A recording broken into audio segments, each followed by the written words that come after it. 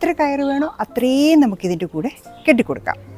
എണ്ണം കെട്ടിയിട്ടുണ്ട്. നമുക്ക് എത്ര എണ്ണം വേണേ ഇതിൽ അറ്റാച്ച് ചെയ്ത് കൊടുക്കുകയും ചെയ്യാം. ആകെ ഉള്ളത് ഈ ആങ്കർ ബോൾട്ട് അടിക്കുക എന്നുള്ള ഒരു ബുദ്ധിമുട്ട് മാത്രമേ ഉള്ളൂ. അത് കഴിഞ്ഞാൽ പിന്നെ ബാക്കിയെല്ലാം നമുക്ക് ഓരോ പ്രാവശ്യവും നമ്മളിത് ചെയ്യുമ്പോഴും അതവിടെ പെർമനൻ്റ് ആയിട്ട് ഇരിക്കുമല്ലോ. ബാക്കിയുള്ള കാര്യങ്ങൾ മാത്രം നമുക്ക് നോക്കിയാൽ മതി. ഇത്ര സ്ഥലമില്ലാത്തവർക്കേ പയറ് പോലെയുള്ള വള്ളിച്ചെടി വളർത്താൻ ഇങ്ങനൊരു പന്തൽ കെട്ടിയാൽ മാത്രം മതി.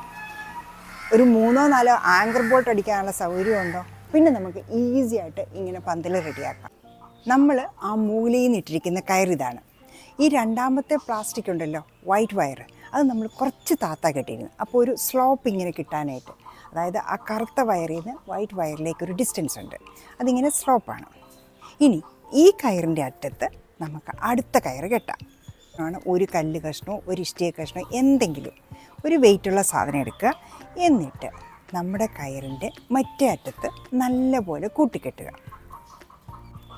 യെസ്, ഇതിൻ്റെ ആവശ്യമുള്ളൂ. ഇതൊന്ന് സ്റ്റേ ചെയ്യണം.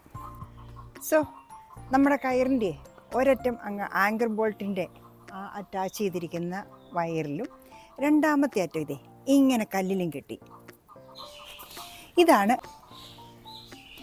നമ്മുടെ ആവശ്യാനുസരണം ഇതിൻ്റെ ലെങ്ത് കൂട്ടുകയോ കുറയ്ക്കുകയോ ചെയ്യാം. ലെങ്ത് കുറയ്ക്കണമെങ്കിൽ ഇതൊന്ന് മടക്കി കൊടുത്താൽ മതി. ഈ കയറൊന്ന് ചുരുട്ടി കൊടുത്തു കഴിയുമ്പോൾ ഇതിൻ്റെ ലെങ്ത് കുറയും. ഇനി നമുക്കിത് ഇത്ര തന്നെ മതി. അപ്പോൾ ഇപ്പം നല്ലൊരു ടെൻഷൻ ക്രിയേറ്റ് ചെയ്തു. ഇനി നമ്മളുടെ പയറുകളെ ഇത് ഇങ്ങനെ ഇതിലോട്ടങ്ങ് ചുറ്റി കൊടുക്കാം. ഒരാളെ നമ്മളിതിലേക്ക് ചുറ്റി, അടുത്ത ആൾ കൂടെ അടുത്ത് തന്നെയാണ് നിൽക്കുന്നത്, വലിയ ഡിസ്റ്റൻസ് ഇല്ല.